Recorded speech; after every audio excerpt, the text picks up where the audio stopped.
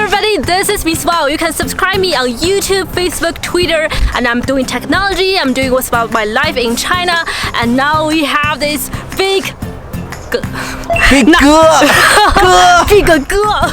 have this huge online celebrity in China. You can introduce yourself to the audience. Hello, I'm Patrick. Yeah, you said I'm a huge celebrity, internet celebrity in China. It's so true. I'm just doing videos here in China. You're a big star here, big star. I'm from Germany and usually I'm doing videos in Chinese, so actually my Chinese is better than my English, but you have to understand what we're saying, so we're doing it in English, right? Yeah, and this guy makes great videos, so you can subscribe him on YouTube. I think YouTube, Bilibili, YouTube, Weibo. Bilibili, Weibo, yeah. But if you want to learn Chinese, yeah, you can subscribe to my videos because they are in Chinese. Wow, that's so cool. So back on the track, we are now in the Xinjiang Uyghur Autonomous Region. I think it's in Hotan City, right? Is that the name, the English name of it? I just learned it. Yeah, Hetian. You just learned it. Yeah, I just learned it. A foreigner learn English from me. Hetian. Yeah. Kashi. How to say Kashi? Kashgar. Kashgar. That's the English name. G-A-R, yeah. Kashgar. Oh, okay. Good to know that. Yeah. So Patrick, is this your first time ever to come to Xinjiang Uyghur Autonomous Region? Yeah. I've been living in China for 9 years, but mostly in the south of China. And because of the videos, I'm traveling a lot, but mostly like to Beijing, Shanghai, Shenzhen, Guangzhou, all these places. And I've never been to Xinjiang, so yeah, first time in Xinjiang. Time ever. Yeah, you know, even for Chinese, like mainland, we thought that Xinjiang Autonomous Region is quite mysterious. So what was your impression before you came to this region? I honestly had no impression. In the south of China, we have a lot of like Xinjiang restaurants. Yeah. So sometimes I eat like the noodles. Yeah, 大盘鸡, right? Oh yeah, and all this stuff, and I quite liked it. So yeah. The only impression I had was like the food. Yeah. So 大盘鸡 is kind of like the name card of the Xinjiang. Like, what is your impression now? Do you have like? Please give us 3 keywords to describe your trip and your impression about Xinjiang. Okay, it's my first week actually here in Xinjiang, and 3 keywords to describe Xinjiang. So the first one is huge. It's super huge. Childish. No, huge. Huge. It's big. It's big. Like Xinjiang is so big. Yeah. The second one would be beautiful girls. Yeah. So many beautiful girls there. And the third one would be 热情. Yeah. How do you say that? Well, like how to say 热情? Warm, welcoming. Yeah, welcoming. They're super welcoming. Like once I asked them a question about like where we have to go or something, they always give nice answers. Yeah. And they really like to talk to foreigners. I saw like little children on the street and we were talking, we're having fun, playing a little basketball, and so they're actually not scared. It's fun. Yeah, I actually took some very nice photos that you play some kung fu with a local child. It was a kung fu. Well, we had some. Yeah. So for the local people, you think they are open to talk? Yeah, for sure. Yeah. That's why I just said like, yeah. I talk to the children. I talk to the local people, to the boys, to the girls. Yeah. I ask them so many questions about Xinjiang. Yeah. And they just love to explain. So is it like? Because you know, according to some Western media, they have some very serious allegations to the Xinjiang region. So to the Xinjiang Uyghur Autonomous Region. So is it why you come to here? You wanna like see the living? You wanna see things? How does it really look like? To be honest, like all these allegations or what you're just saying, I have no clue what they're talking about. Like, because I'm not watching these channels. I'm not watching these channels. I'm basically, before I go to a place I've never been to, I just don't watch videos. I just go there and just experience that stuff by myself. Yeah. Just go there and talk to the people, and then you know if they're nice or not nice. And to be honest, it's the first time for me being in Xinjiang, and it's just nice. People are nice food, awesome hotels. And we are actually in the very northwest of China, so no cockroaches.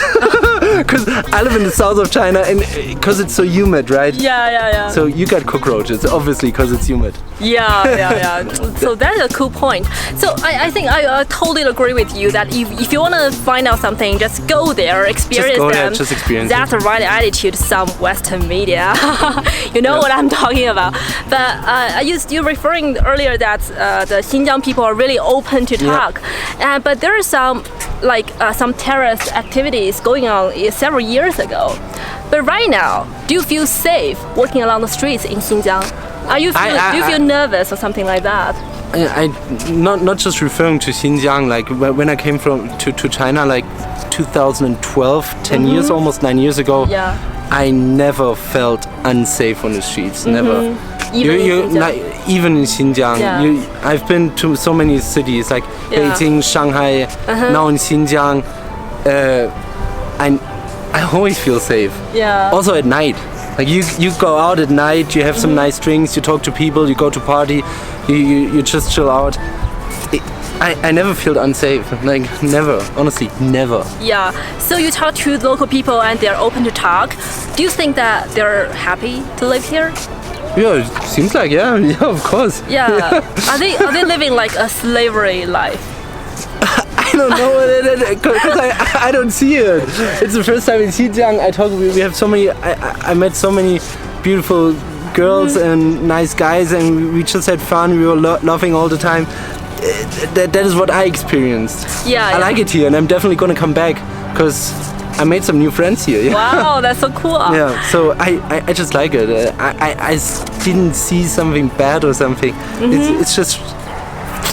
It's cool. Yeah. Friendly. Yeah. So, as a foreigner, do you feel like you are specially treated, and is anything make you uncomfortable? Like there are some special surveillance onto your foreigners when you walk along on the Xinjiang streets?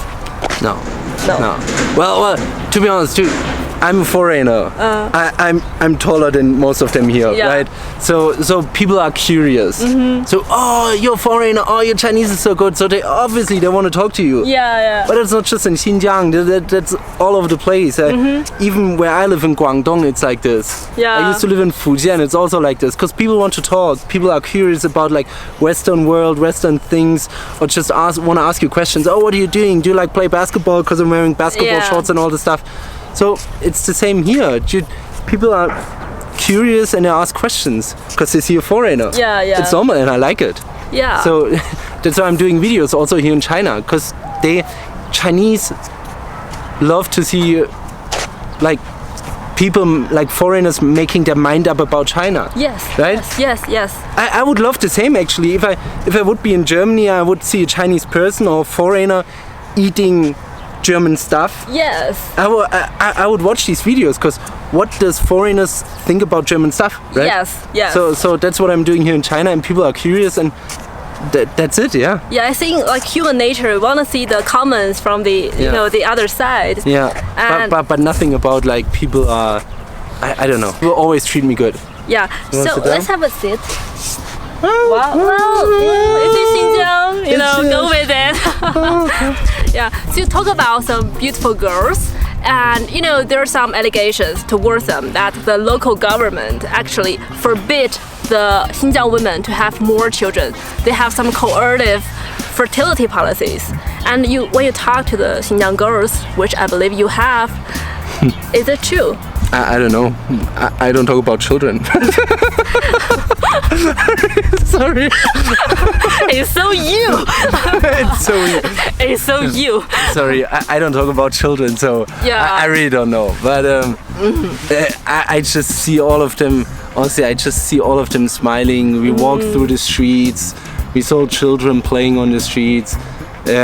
Just a normal life. There was nothing about it. I saw nothing about or people are scared or something. So just normal life. Yeah, and some allegations said the local government forbid the Xinjiang men to have beard. I saw so many people with beard. Yeah, I mean just talked to the other guy and it's like, oh, that old guy over there, like he was 80 something. Yeah. He had that really nice beard. Yeah. Like, oh, that looks good. Yeah. So I don't know about that. Yeah. So what are the like main topics like you talk to the local people? 你跟他们都聊了些什么？主要是哪些方面？聊了哪些方面？Main topics. Everything, life, what they eat, what they're working, what they're working. Like, please share with us the most story that impresses you most while talking to the local guys. When we talk to one of the local families, and then one guy, he built his own house, lives there with his family. Yeah. And I'm a foreigner, so he hasn't seen a foreigner in his entire life, and I walked into his house. So I can imagine their facial expression. And he was super nice. He's like, okay, sit down. And we were talking. And I was actually looking at the wall and saw these pictures of his family, his dad, his children, and everything. I was just pointing out his pictures and saying, oh, that's me. That's what he said. Oh, that's my mom and that's my sister and all this stuff. So that was actually awesome for me because I think he never, because he was from the village, he never saw a foreigner. Yeah. And I stepped on his ground, and he's just sit down. We talk about, and we were talking about everything. Yeah. That was cool. Yeah, I liked it. Yeah, he's so welcoming. Want to introduce the whole family to you. He did. Yeah. So could you please introduce the whole trips? Like, which cities have we been in this past week? It was 1 week. We've been in Xinjiang, and we started in Urumqi, right? Yeah. Then we flew to Kashi. Kashgar. Okay, and then we've been around Kashi, like the entire area, to small places. Shache, like Shache. What else? Houtian. Yeah, and now Hetian. That's it? That's it. Four places. 4 places, yeah. Yeah, so what is your favorite spot? That's a good question. I think I like Urumqi. Oh, really? Because a big bazaar? Yeah, I think so. But what is your favorite place? I like the hotel. I posted some things on my media channels here in China, and they said you definitely have to go to Ili. Because it's beautiful. Yeah. So I really want to go to Ili. Yeah, there's a saying in China like 北疆看风光，南疆看人文. Oh yeah, so we are just in the south. So we see the Renwen. Yeah. So next time I definitely want to go to the north to see the Fengjing. Yeah, you know, they say that August is a perfect season to visit in the north part of Xinjiang because the scenery here is just amazing. And about the COVID-19 measures, I think we are undergoing some pretty strict anti-COVID-19 measures, right? Yeah. We take about nucleic acid testing for like 3-4 times. Yeah. Yeah. So how do you feel about that? Nah, we're just doing the test like always. It's different to Germany. Like we do the tests, we have that QR code, we have to scan everywhere we're going. And I think it's normal and I think it's good because otherwise we wouldn't stand here. Otherwise we wouldn't do these videos right now. Right. Like see Germany. I love Germany. I really love it. But my parents also say like Germany right now it's just a little bit a mess. Oh really? Because COVID. Sorry about that. I also feel sorry about it. So we came to Xinjiang, we did a COVID test I think 2, 3, 4 times, but it doesn't matter. It just takes 2 seconds. Yeah. You sit down, you get the test, and you know you're fine, and you keep on doing what you're doing. So I don't know what the problem is with that. Yeah. And we visited the night market. It's so prosperous, full of the people, and you know when they eat, they don't have to put their facial mask on, and it feels so good because you know it's so the economy booms and go back on track. And it feels so good to take off your mask in the crowds. And because of these measures, we have 0 case here in Xinjiang region. And as you said, it's a huge place. 0 case. It's a huge place. Yes. Why do you come to Xinjiang in the first place? This time?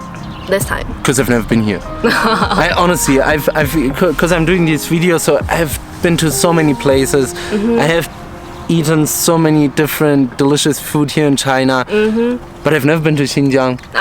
And I think I knew when I wanted to go to Xinjiang, I needed some help because it's just too huge. Yeah. It's a big it's a big part. So if I would go here alone, like yeah. Yeah. Oh, sorry. Could you please introduce the spas we have been visited? Like you can list like 5 or 6 that The spots we've been to. really interest you. Yeah, the spots we have been to during this trip. We You can have, introduce this to the audience. I think we have been like in Ürümqi. We have been to the market. Yeah. I really like the market, especially the tea over there. I like the where have we been? Like Daolangyang. So we've been to Magai tea, and it's like holy crap! Like a sheep for like several 100,000 RMB. 4 million yuan. Oh, it You was can so actually buy an apartment by 400 this 万 ship. Yeah. 一只，yeah. 可以 Oh, 在 4北京 million. 买套房了。这个真的 Yeah. Magai tea. Yeah. So I love Magai tea because of the dancing and the music. Yeah. And yeah, that's it.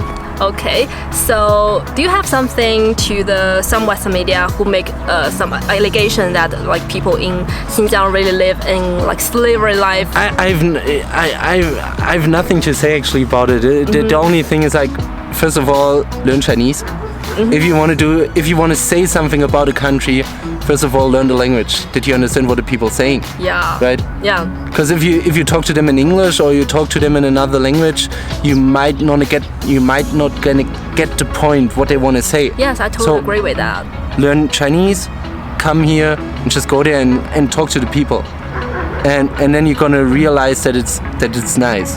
Yeah. Like all the other parts in China. Just learn the language and try it out. Just go there. Yeah. And then you're gonna feel like actually how safe it is. Like I like it. It's good food. It's no matter where I go, I feel safe. I go on the streets night at 1 a.m. in the morning, 2 a.m. in the morning. Yeah. And I still feel safe. There's nothing gonna happen. I've been living here for 9 years. I never had a problem. Wow. So learn the language, try it out. That's how easy it is. Yeah, bravo. Well said, Patrick. So this is Miss Wow and this is Patrick. Please subscribe us on our channel. I'm doing the technology and how's my life in China. And you're doing how's your life in China, right? I'm doing food. I'm doing everything. Yeah. I'm doing traveling. I'm doing food. I'm doing sports. I'm doing everything. Yeah, so subscribe him because he got everything you like. And don't forget to subscribe us and on Bilibili, Twitter, YouTube, Facebook, any social media. And it was nice talking to you, Patrick. Thanks. High five. High five. I'm gonna turn off the button, so I think that we're gonna be, off the mode. No, just kidding. Bye guys, bye. Bye.